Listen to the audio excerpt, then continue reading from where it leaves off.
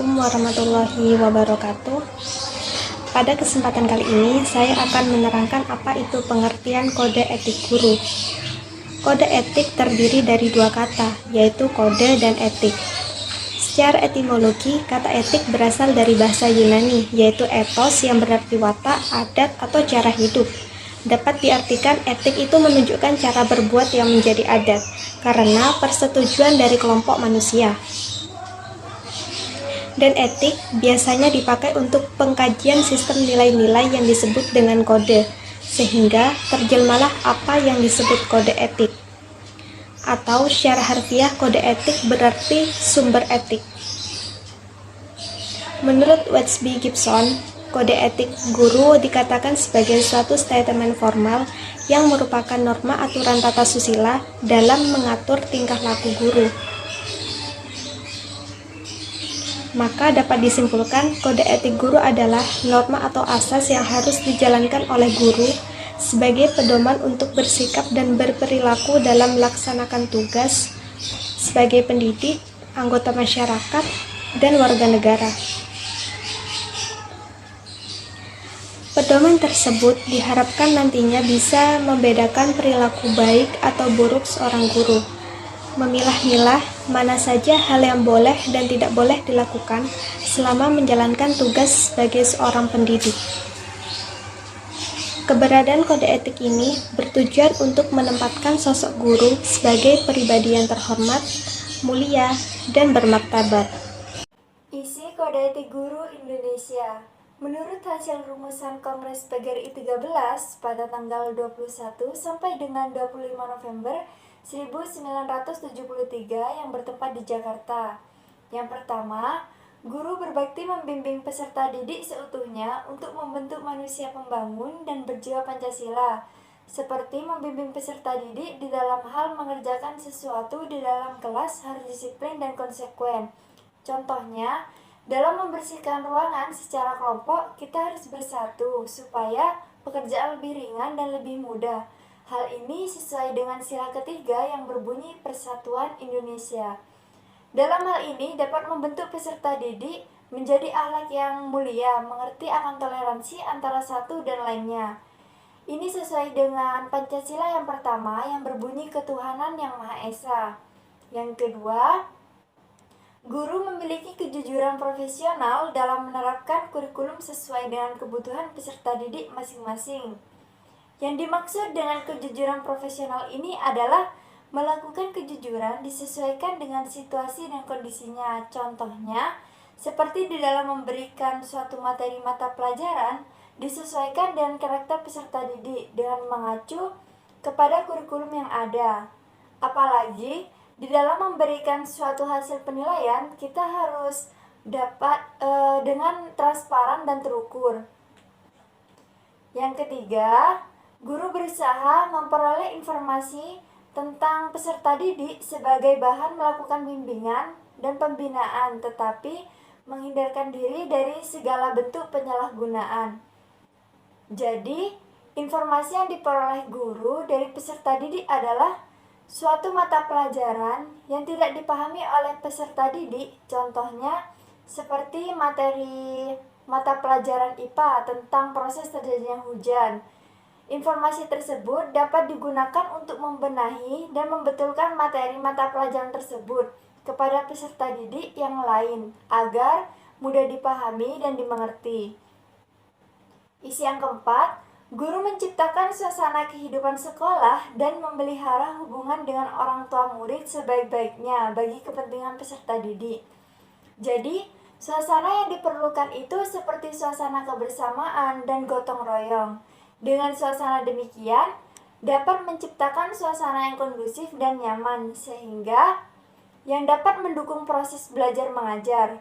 Suasana yang demikian oleh peserta didik dipergunakan untuk menciptakan proses belajar mengajar secara aktif dan fleksibel.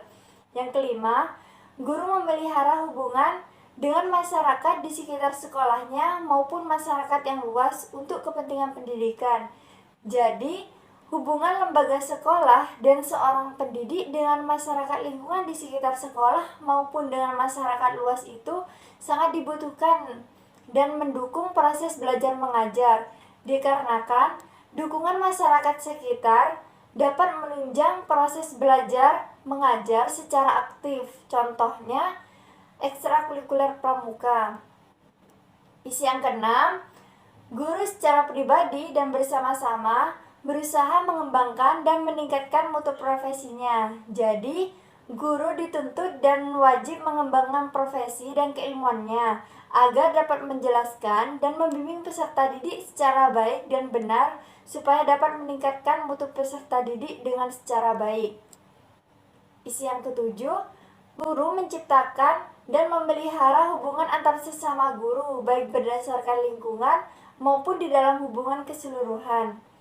Jadi, hubungan antara sesama guru jika dilaksanakan secara baik dan akur dapat meningkatkan keilmuan bagi seorang guru khususnya dan peserta didik pada umumnya. Contohnya dalam hal tingkah laku peserta didik. Isi yang kedelapan, guru secara bersama-sama memelihara, membina, dan meningkatkan mutu organisasi PGRI sebagai sarana perjuangan dan pengabdiannya. Jadi, organisasi memang sangat penting bagi guru di dalam memperoleh kesejahteraannya melalui perjuangan-perjuangan tertentu yang dituangkan dalam wadah PGRI, agar tercipta suasana tenang dan nyaman di dalam melaksanakan proses belajar mengajar. Isi yang kesembilan, guru melaksanakan segala ketentuan yang merupakan kebijaksanaan pemerintah dalam bidang pendidikan. Jadi, guru merupakan kepanjangan tangan pemerintah di dalam mencerdaskan bangsa yang berguna sebagai generasi penerus bangsa, yang berpedoman kepada kurikulum yang telah dituangkan oleh pemerintah yang harus dipergunakan oleh guru yang disesuaikan dengan karakter peserta didik. Tujuan Kode Etik Guru. Kode etik guru bertujuan untuk menjamin agar pekerjaan dan tugas keprofesian guru dapat terwujud sebagaimana tertera dalam Undang-Undang Nomor 14 Tahun 2005 tentang Guru dan Dosen. Menurut R. Hermawan S. tahun 1979, Kode Etik Guru memiliki 5 tujuan. Yang pertama, untuk menjunjung tinggi martabat profesi. Dalam hal ini, Kode etik guru dapat menjaga pandangan dan kesan dari pihak luar atau masyarakat agar tidak memandang rendah terhadap profesi guru. Setiap kode etik melarang berbagai bentuk tindakan yang dapat mencemarkan nama baik suatu profesi. Dalam hal ini, kode etik guru disebut juga sebagai kode kehormatan. Yang kedua, untuk menjaga dan memelihara kesejahteraan. Dalam hal ini, kode etik guru memberikan petunjuk kepada para anggotanya untuk melaksanakan tugas profesinya dengan baik dan benar, sehingga nantinya dapat mencapai kesejahteraan baik secara mental maupun material. Dan yang ketiga, untuk meningkatkan pengabdian para anggota profesi. Tugas seorang guru adalah mendidik atau mengajar sebagai bentuk dari pengabdian. Kode etik guru mengatur bagaimana semestinya pengabdian tersebut dilaksanakan secara baik dan benar. Dalam hal ini, kode etik guru merumuskan ketentuan yang harus dilakukan oleh guru dalam melaksanakan tugasnya. Dan yang keempat, untuk meningkatkan mutu profesi. Untuk meningkatkan mutu profesi, kode etik guru mengandung norma-norma dan anjuran agar para anggotanya dapat meningkatkan mutu profesi. Dengan memahami kode etik, guru diharapkan dapat meningkatkan mutu profesinya. Yang kelima, untuk meningkatkan mutu organisasi. Salah satu tugas dan tanggung jawab seorang guru adalah menjaga dan meningkatkan mutu organisasi keguruan. Para guru diwajibkan untuk aktif dan berpartisipasi dalam membina organisasi dan mengikuti setiap kegiatan yang telah dirancang. Oleh karena itu, dengan adanya kode etik diharapkan guru atau pendidik dapat bersungguh-sungguh dan memiliki kepedulian dalam meningkatkan mutu organisasi. Fungsi kode etik guru. Menurut Sutanzanti dan Syahmiar Syahrun, secara spesifik terdapat 4 fungsi kode etik bagi guru itu sendiri. Yang pertama, agar guru terhindar dari penyimpangan melaksanakan tugas yang menjadi tanggung jawabnya, karena sudah ada landasan yang digunakan sebagai acuan. Nah, contoh dari penyimpangan yang sering dilakukan oleh guru adalah menghukum siswa secara fisik yang terlalu berlebihan. Agar guru terhindar dari penyimpangan tersebut, guru dapat mengganti atau menghapuskan hukuman secara fisik tersebut dengan hukuman yang lebih mengedukasi, seperti hukuman membuat karya seni. Fungsi yang kedua yaitu untuk mengatur hubungan guru dengan murid, teman sekerja, masyarakat, dan pemerintah. Cara guru untuk mengatur hubungan dengan muridnya yaitu dengan cara memahami setiap karakter yang dimiliki oleh muridnya melalui komunikasi yang aktif, baik dalam jam pelajaran maupun di luar jam pelajaran. Untuk mengatur hubungan guru dengan teman sekerjanya, guru dapat menciptakan rasa kekeluargaan antara teman sekerjanya, saling memberi motivasi dan dukungan satu sama lain, dan saling menghormati serta saling menghargai satu sama lain. Untuk mengatur hubungan guru dengan masyarakat, guru dapat menjalin komunikasi yang harmonis untuk dapat membantu memajukan dan mengembangkan pendidikan. Guru juga dapat bekerja sama dengan masyarakat untuk berperan aktif dalam meningkatkan kualitas serta kesejahteraan pendidikan bagi peserta didik. Selanjutnya, cara mengatur hubungan guru dengan pemerintah. Guru berusaha untuk menciptakan, memelihara, dan meningkatkan rasa persatuan dan kesatuan bangsa dan bernegara. Yang ketiga, sebagai pegangan dan pedoman tingkah laku guru agar lebih bertanggung jawab pada profesinya. Fungsi ini menyangkut tanggung jawab dan tingkah laku seorang guru, yang mana guru harus bertanggung jawab terhadap tingkah lakunya, seperti berkomitmen dalam waktu mengajar, yang artinya guru harus datang tepat waktu saat mengajar. Yang keempat, memberi arah dan petunjuk yang benar kepada mereka yang menggunakan profesinya dalam melaksanakan tugas. Artinya, guru dalam memberi arah dan petunjuk yang benar yaitu guru diharapkan dapat menyampaikan materi dengan jelas, baik, dan benar kepada murid. Nah, jika murid tersebut merasa kurang paham, diharapkan untuk bertanya kembali kepada guru, agar guru dapat menjelaskan kembali. Nah, dari situ, guru dapat memberi dorongan atau memberi motivasi agar murid bisa lebih aktif dan lebih kritis. Standar kompetensi guru. Menurut Arah Hidayat, ada 4 kompetensi dasar seorang guru. Yang pertama adalah kompetensi pedagogik. Dalam kompetensi pedagogik ada 10 macam, yaitu 1. Menguasai karakteristik peserta didik dari aspek fisik, moral, spiritual, sosial, kultural, emosional, dan intelektual. Seperti memahami karakteristik peserta didik, mengidentifikasi potensi, bekal ajar awal, dan kesulitan belajar peserta didik. 2. Menguasai teori belajar dan prinsip-prinsip pembelajaran yang mendidik dengan cara memahami berbagai teori belajar, menerapkan berbagai pendekatan strategi, metode, dan teknik pembelajaran yang mendidik secara kreatif. Yang ketiga, mengembangkan kurikulum terkait dengan mata pelajaran yang diampu dengan cara memahami prinsip-prinsip pengembangan kurikulum, menentukan tujuan pembelajaran yang diampu, menentukan pengalaman belajar yang sesuai, memilih materi pembelajaran yang diampu, menata materi pembelajaran secara benar.